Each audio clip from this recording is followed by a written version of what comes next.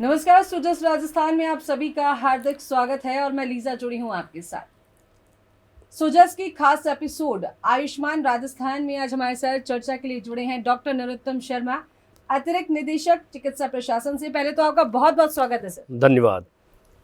राजस्थान में मौसम का बदलाव लगातार देखने को मिलता है। मौसम कब करवट ले ले और कब मौसमी बीमारियों का असर आम जनता पर देखने को मिलता रहता है, और इसका एक परिणाम है, चाहे आप जयपुर की बात करें या अन्य शहरों की क्यों ना बात करें, अस्पतालों में बीमार लोगों की कतारें। उनसे आप अंदाजा लगा सकते हैं कि मौसमी बीमारियों का असर लोगों पर कितना ज्यादा देखने को मिलता है। तो चर्चा को हम आगे बढ़ाएंगे, तो पहले तो सर इसी के साथ शुरू करेंगे। मौसम बदल रहा है, मौसमी बीमारियां बहुत ज्यादा देखने को मिल रही हैं, तो क्या कुछ कहेंगे?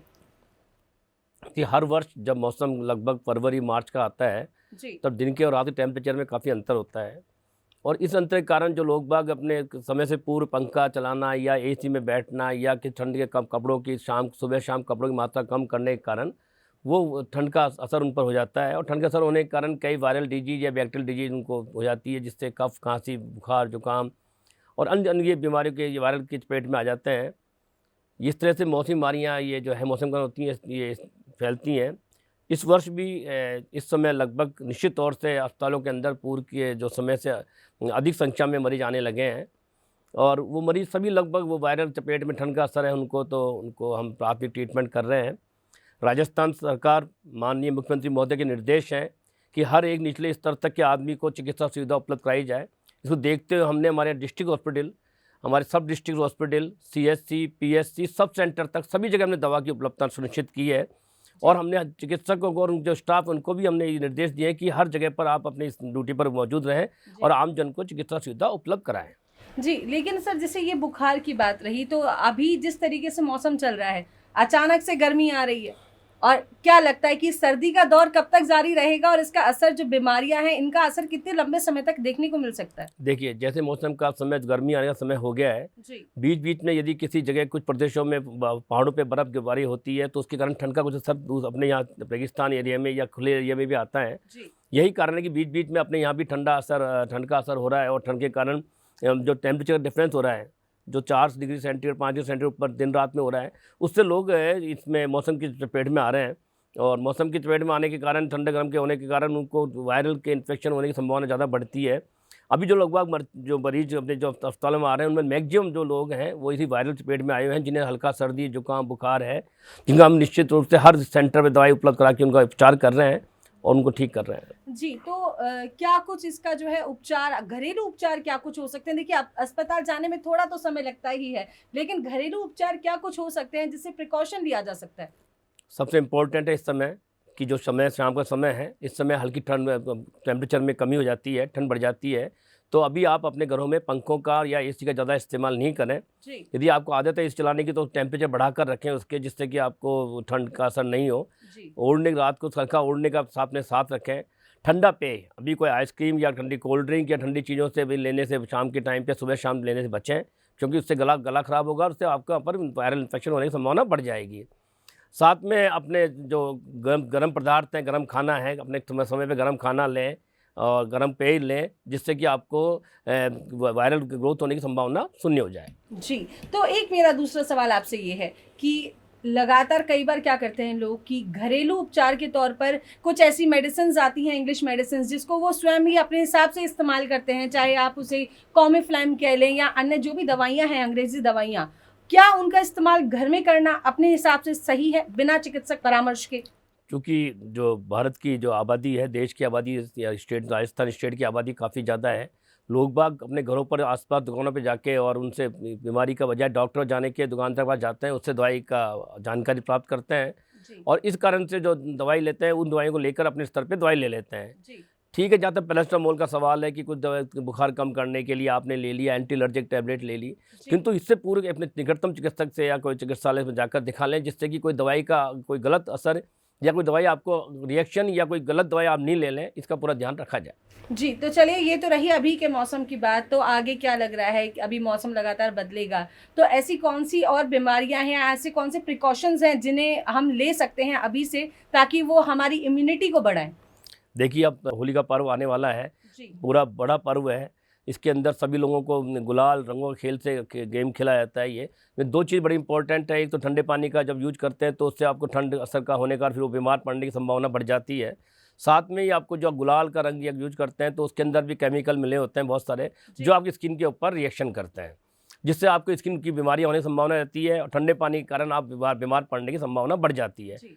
तो आप बचें, आप हर्बल गुलाल से अपनी होली खेलें। कम जो रंग ऐसे हों जिनमें केमिकल का असर कम, उन रंगों से आप अपनी होली मनाएं, जिससे आप स्वस्थ रहेंगे और समाज स्वस्थ रहेगा। तो चलिए ये तो आपने होली की यदि बात ही कर ली है, फागोत्सव अभी शुरू हो चुका है, तो होली में जिस तरीके से कई बार ऐसा प्रोडक्ट्स होते हैं कि हर्बल कह के केमिकल वाले प्रोडक्ट्स आम जनता को दे दिए जाते हैं और उसका कहीं ना कहीं एक नुकसान, एक साइड इफेक्ट चेहरों पर दिखने लगता है, स्किन पर दिखने लगता है। तो अगर इन केस कोई व्यक्ति इस चपेट में आ जाता है या इसका कहीं ना कहीं स्किन एलर्जी का शिकार हो जाता है, तो वो होली खेलने से पहले क्या कुछ सावधानियां बरतें जिससे कि वो केमिकल्स वाले कलर्स हैं उनका असर ज़्यादा देखने को ना मिले? देखिए, होली में आजकल जो जो रंग बेचते हैं, मार्केट में रंग मिलते हैं, उनमें अधिक लाभ कमाने के चक्कर में लोग बाग केमिकल का यूज़ काफ़ी ज़्यादा करते हैं उसके अंदर, जो कि हम यदि वो चेहरे पे वो रंग लगता है या गुलाल लगती है तो चेहरे की स्किन के ऊपर रिएक्शन होता है, आँखों में जाती है तो आँखों को नुकसान होता है, जी। और यदि मुँह में जाता है तो मुँह के अंदर जाके वो टॉक्सिक रिएक्शन अंदर अपने पेट के अंदर होती है, जिससे कई बीमारी होने की संभावना बढ़ती है। तो सबसे इम्पोर्टेंट है कि आप जब होली खेलने जाएँ सुबह तो अपने चेहरे के ऊपर, हाथ पैरों के ऊपर अपने ऑयल या कोई क्रीम का इस्तेमाल कर लें, जिससे कि वो रंग आपके ऊपर, चेहरे के ऊपर नहीं लगे। जी। दूसरा, आप कोशिश करें कि जब भी होली खेलें, साधारण से अपने को जो साधारण कलर हैं, घर के बने हुए कलर हों या हर्बल कलर हैं, उनके द्वारा आप होली खेलने की कोशिश करें। और ज़्यादातर जो रंग बाहर से आ रहे हैं उन लोगों को भी मनाएं, समझाएं कि भाई कि ये रिएक्शन कर सकते हैं, परेशान कर सकते हैं, तो बच्चे और ढंग की होली मनाएं, जिससे कि आप भी खुश रहें और दूसरे लोग भी खुश रह सकें। चलिए, अंतिम सवाल सर मेरा आपसे, लगातार राजस्थान में भजनलाल सरकार जिस तरीके से काम कर रही है उससे राजस्थान की जनता तो बेहद ज़्यादा खुशी है और लगातार आप देखेंगे कि हॉस्पिटल्स के अंदर भी बेडों की संख्या बढ़ा दी गई है, सुविधाओं का विस्तार कर दिया गया है, तो भजनलाल सरकार के लिए क्या कुछ कहना चाहेंगे?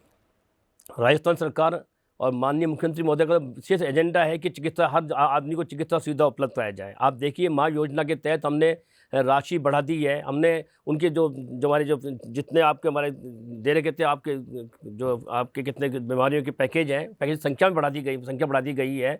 इसके अलावा अस्पतालों के अंदर हमने ट्रॉमा सेंटर खोले हैं, नए ट्रॉमा सेंटर खोलने की घोषणा की गई है, नए अस्पताल बनाए जा रहे हैं, सैटेलाइट हॉस्पिटल की घोषणा की जा रही है, सब जगह इक्विपमेंट पहुँचाए जा रहे हैं, आम और भर्तियाँ, विशेष भर्तियाँ, डॉक्टर भर्ती प्रक्रिया शुरू की गई है, नर्सिंग भर्ती प्रक्रिया शुरू की जा रही है।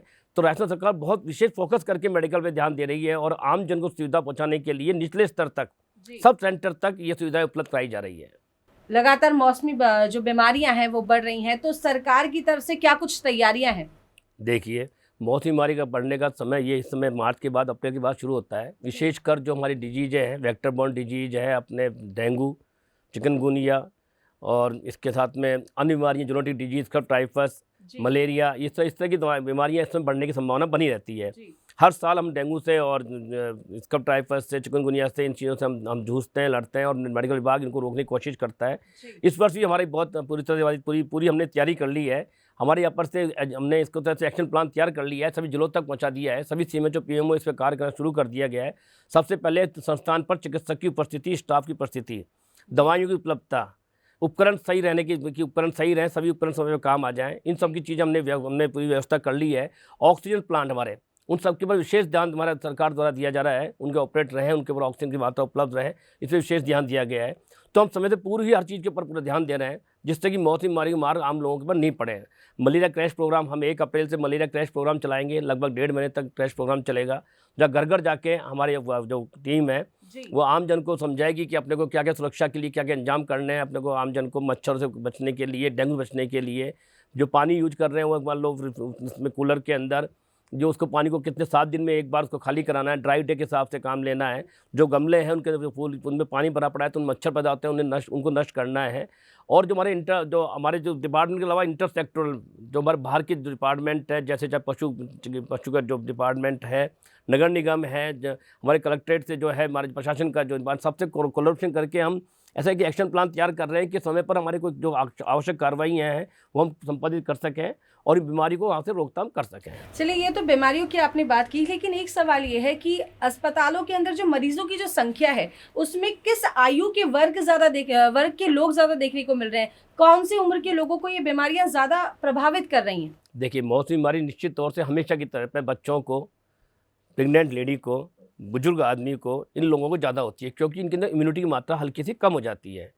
इसलिए विशेषकर ध्यान देना है कि अपने को कि जैसे घर के आसपास गंदा पानी इकट्ठा नहीं होने दें, अपने आसपास कूड़ा करकट इकट्ठा नहीं होने दें।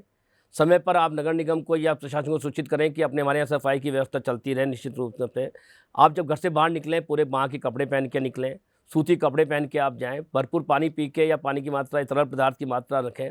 घर से जब भी निकलें खाना खा के निकलें जिससे कि आप भूखे पेट नहीं हो, लू का असर आप पर नहीं हो।